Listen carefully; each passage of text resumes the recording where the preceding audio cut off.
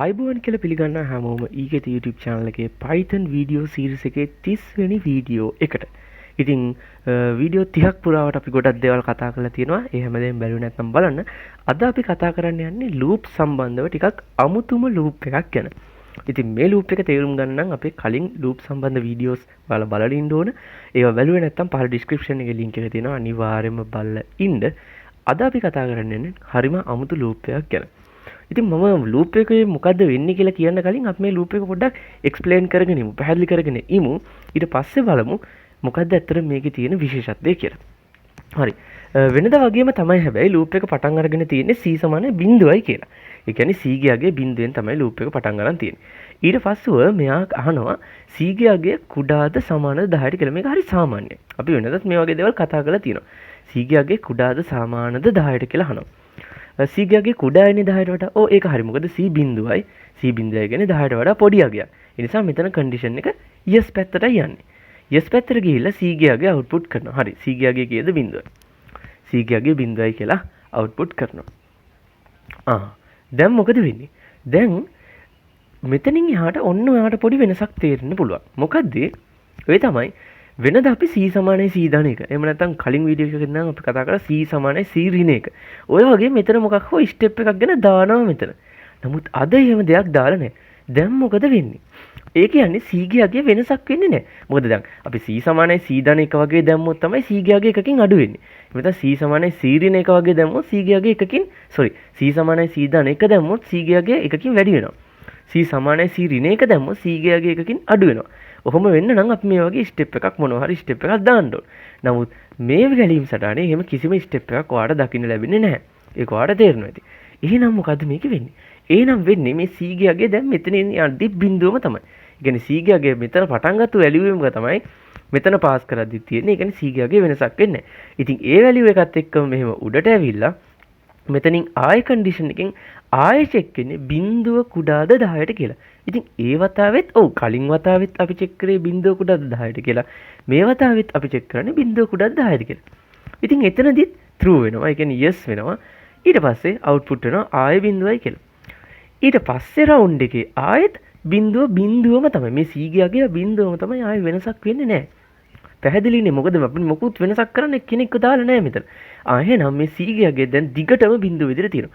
ඉතින් ආය බිඳුවයි ඒ බිඳුව අරන් ආය උඩට ගිහිල්ලා කන්ඩිෂන් එක චෙක් කරද්දී ආය කන්ඩිෂන් එක trueම තමයි. මොකද බිඳුව කියන්නේ 10ට වඩා අඩුයිනේ. ඒ නිසා ආය බිඳුව අවුට්පුට් වෙනවා. ඊට පස්සේ ඊළඟ වතාවේ ආයද ඒත් බිඳුවමයි ඒ බිඳුව ආය කන්ඩිෂන් එකෙන් චෙක් වෙද්දී ඒත් trueම වෙනවා. true නිසා ආය බිඳුව අවුට්පුට් වෙනවා. ඊළඟ රවුන්ඩ් එකෙත් බිඳුවම තමයි c ගියාගේ බිඳුවම තමයි. එතෙන්දී ආය කන්ඩිෂන් එකෙන් චෙක් කරාම ඒත් true වෙනවා. ආය බිඳුව. එතකොට ඔයාලට තේරෙනවද මේ ලූප් එක කොච්චර රන් වුණා c ගේ වැලියු එක කවදාවත් වෙනස් වෙන්නේ නැහැ. c වැලියු එක හැමදාම බිඳුවෙම තියෙනවා. c වැලියු එක වෙනස් කරන්න කවුරුවත් මෙතෙන්ට දාලා නැහැ අපි. හරි. c වැලියු එක හැමදාම බිඳුවේ තියෙනවා කියලා කියන්නේ කවදාවත් මේ කන්ඩිෂන් එක false වෙන්නේ නැහැ කියන එක. ඒක ඔයාලට තේරෙන්න ඕන. මෙතන තියෙන මේ කොන්දේසිය කිසිම දවසක false වෙන්නේ නැහැ. මේක හැමදාම true. මොකද c කියන්නේ හැමදාම බිඳුවයි. බිඳුව කියන එක කුඩා හෝ සමාන 10 කියන එක ඇත්ත. මෙයා කවමදාකවත් දැන් false වෙන්න යන්නේ නැහැ. හැමදාම මෙයා true. හරි. හැමදාම මෙයා true කියලා කියන්නේ මේ loop එක කිසිම දවසක no පැත්තට යන්නේ නැහැ. මොකද හැමදාම මෙයා යන්නේ yes පැත්තට විතරයි. හැමදාම මෙයා යන්නේ yes පැත්තට විතරයි. එතකොට හැමදාම මෙයා බිඳුව කියන එක output කර තියෙනවා මෙහෙම දිගට. එතකොට ඔයා පොඩ්ඩක් කල්පනා කරලා බලන්න මේ loop එක නතර වෙන්නේ කොයි වෙලාවටද? නතර වෙන්නේ මොන වෙලාවට? නතර වෙන්නේ නැහැ. ඇයි? නතර වෙන්න නම් මෙයා no පැත්තට යන්න ඕන. no පැත්තට ගියොත් තමයි මෙයා ස්ටොප් එක වෙන්නේ. නමුත් මෙතනදී අපිට ස්ටොප් එකට යන්න no පැත්තට යන්න මේ කන්ඩිෂන් එක කිසිම දවසක false වෙන්නේ නැහැ. කන්ඩිෂන් එක false වෙන්නේ නැහැ. ඒ කියන්නේ මේ කොන්දේසිය අසත්‍ය වෙලා no පැත්තට යන්නේ නැහැ කියලා කියන්නේ කවමදාකවත් නවතින්නෙත් නැහැ කියන එකයි. ඒ කවදාවත් no පැත්තට යන්නේ නැහනේ. no පැත්තට යන්නේ නැත්නම් කවදාවත් ඉතින් නවතින විදියකුත් නැහැ. හැමදාම යන්නේ yes පැත්තට නිසා හැමදාම බිඳුව කියන එක අවුට්පුට් කර c ගේ අගය අවුට්පුට් කර තියෙයි. c ගේ අගය තියෙන බිඳුවයි හැමදාම බිඳුවයි. මොකද c ගේ අගය වැඩි වෙන්නවත් අඩු වෙන්නවත් නැහැ. හැමදාම බිඳුවෙම තියෙනවා. හැමදාම මේක බිඳුව අවුට්පුට් කර තියෙවි. ඉතින් ඔයාලට තේරෙනවද මේ වගේ ලූප් එකකට අපි කියන්නේ ඉන්ෆිනිටි ලූප් එකක් කියලා. මොකද මේ ලූප් එක කිසිම දවසක නවතින්නේ නැහැ. හැමදාම අනන්තය දක්වා මේ ලූප් එක ක්‍රියාත්මක වෙනවා. කිසිම දවසක මේ ලූප් එකක් නවතින්නේ නැහැ. හරි. දැන් අපි බලමු කොහොමද Python programming language එක ඇතුළේ මේ වගේ loop එකක් run කරන්න කියලා. මෙතෙන්දී මම for loop එක අද use කරන්න යන්නේ නැහැ. මොකද infinity loop එක for loop එකකින් කරන එක ටිකක් අමාරුයි. මොකද අපි කලින් videos ඔයා බැලුවා නම් දන්නවා for loop එක කියන්නේ හැම වෙලෙම අපි පරාසයක් ගැන දැනගෙන කරන එකක්. එතකොට ඔයාලට තේරෙනවද මේ infinity loop එකක් කියලා කියන්නේ පරාසයක් නෑ මෙයාට. මෙයා දිගින් දිගටම ක්‍රියාත්මක වෙන loop එකක්. හැබැයි මෙහෙමයි. ඔයාලට for loop එකකින් infinity loop එක හදන්න පුළුවන්. ඒ ගැන ටිකක් සංකීර්ණ කතාවක් අපි ඒ නිසා ඒක පස්සේ දවසක වීඩියෝ එකකදී කතා කරමු. පසුවට කතා කරමු. අද අපි කතා කරන්නේ while loop එකකින් කොහොමද මේ වගේ infinity loop එකක් හදන්නේ කියලා. මට තියෙනවා his python ස්ක්‍රිප්ට් එකක් වෙනද වගේම මම c ගේ value එක දානවා බිංදුව කියලා. එහෙමනේ අපි පටන් ගන්න. ඊට පස්සේ while කියලා loop එක දාලා මම while ගෙන් අහනවා while එක ඇතුලේ කියනවා c ගේ value එක කුඩාද සමානද බිංදුවට කියලා. c ගේ value එක කුඩාද සමානද 10ට කියලා. c ගේ value එක කුඩාද සමානද 10ට කියලා බැලුවම ඔව් පළවෙනි පාරම ආට තේරෙනවා c ගේ value එක බිංදුව. ඒ කියන්නේ මේක කුඩායි 10ට. හරි කමන්න. ඊට පස්සේ අපි මේක print කරමු. print කරමු c ගේ value එක. වැදගත්ම දේ තමයි දැන් c ගේ value එක c සමානයි c. දැන් වෙනද නම් මෙතන c සමානයි c ධන 1 මේ වගේ මොන හරි එකක් දානවා. අද මේක දාන්නේ නැහැ අපි. ඔන්න ඔක තමයි මේකේ වැදගත්ම දේ. අද මෙහෙම දාන්නේ නැහැ. ඒ කියන්නේ c ගේ value එක වෙනසක් කරන්නේ නැහැ. ඕකනේ අපි ගැලීම් සටහනේ දැක්කනේ. c බිංදුවයි ඒ බිංදුව කියන එක කවමදාකවත් වෙනස් වෙන්නේ නැහැ. දිගටම c බිංදුවේම තමයි තියෙන්නේ. ඒ නිසා හැමදාම මෙන්න මේ කන්ඩිෂන් එක සත්‍යයි. මෙතනින් අහන්නේ c කුඩාද සමානද 10ට කියලානේ. ඔව් බිංදුව කියන එක කුඩායි 10ට. ඒ කියන්නේ හැමදාම මෙන්න මේ කොන්දේසි සත්‍යයි. ඒ කියන්නේ මේ while loop එක හැමදාම ක්‍රියාත්මකයි. මොකද c ගේ value එක හැමදාම බිංදුවේ තියෙන්නේ. c ගේ value එක වෙනස් වෙන්නේ නැති නිසා. හරි අපි බලමු මේක වැඩ කරනවද කියලා run කරලා. ඔයාලට පේනති loop එක බිංදුව කියලා දිගටම print වෙවි යනවා. මේ value එක කවදාවත් නතර වෙන්නේ නැහැ. ඉතින් අපිට මේක තව පොඩි දෙයක් මම ඔයාලට කියලා දෙන්නම් මේ සම්බන්ධව. මට මේක නවත්තන්න ඕන. දැන් මේක දිගටම රන් වෙනවනේ. මේක නවත්තන්න ඕන නම් ඔයාලට පුළුවන් control එකයි C එකයි දාලා පොඩි interrupt එකක් කරන්න. මේකට අපි කියන්නේ keyboard interrupt එකක් කියලා. keyboard interrupt එකකින් අපිට මේක නවත්තලා දාන්න පුළුවන්. ඒ කියන්නේ program එක නවත්තලා දාන්න. loop එක නැවතුණා නෙවෙයි. අපි program එක run වෙන එක නවත්තලා දැම්මා. ඇත්තටම මේ loop එක නවතින loop එකක් නෙවෙයි. මේක හැමදාම ක්‍රියාත්මක වෙනවා. හරි.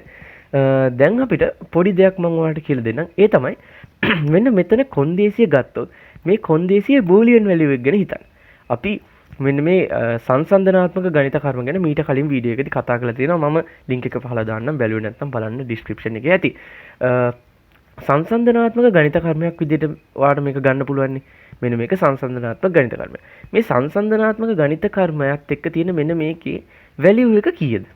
වැලියු එක මොකක්ද? ඔයා දන්නවා බූලියන් වැලියු එකක් තමයි ඉන්නේ. මෙතනින් අහන්නේ බිංදුව කුඩාද 10ට වඩා කියලා තමයි මෙතනින් අහන්නේ. බිංදුව කුඩාද 10ට වඩා කියලා මෙන්න මේ මෙතන මෙන්න මේ මම highlight කරපු තැන වැලියු එක true නේද? ඔයාට ඒක තේරෙනවද? මෙතන c ගේ යගේ දැන් බිංදුවයි අපි උඩදී කියලා තියෙනවනේ. c ගේ යගේ බිංදුව. එතකොට මෙතන අහන්නේ බිංදුව කුඩාද 10ට. එතකොට මම මේ highlight කරපු part එකේ වැලියු එක true නේද? ඒක ඔයාලට තේරෙනව නේද? එහෙනම් අපිට පොඩි වැඩක් කරලා බලන්න පුළුවන්. ඒ තමයි මම මේ c කියන එක දැම්මට වැඩක් නැහැ. මම c කියන එක අයින් කරලා දානවා. මෙතනදී මම නිකමට වගේ දීලා බලනවා true කියන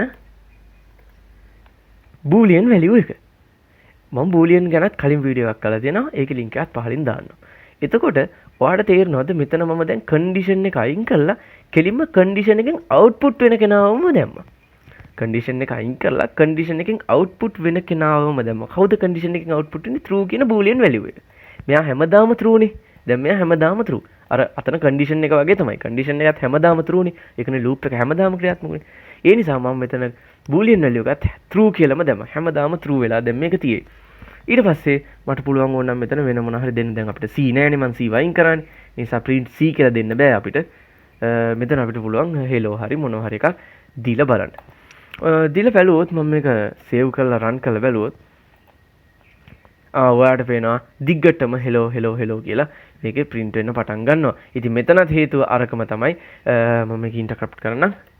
හරි. මෙතනත් හේතුව අරකම තමයි. මොකද දැන් මේකේ බූලියන් වැලියු එකක් තමයි මම මෙතන ඇතුලේ දීලා තියෙන්නේ. බූලියන් වැලියු එක true. ඒ කියන්නේ while එක හැමදාම true කියලා තමයි මෙතනින් කියන්නේ. ඒ කියන්නේ loop එක හැමදාම ක්‍රියාත්මක වෙනවා කියන එක තමයි මෙතනින් කියන්නේ. මම විශ්වාස කරනවා ඔයාලට හොඳ අවබෝධයක් මේ සම්බන්ධව ලැබෙන්න ඇති කියලා.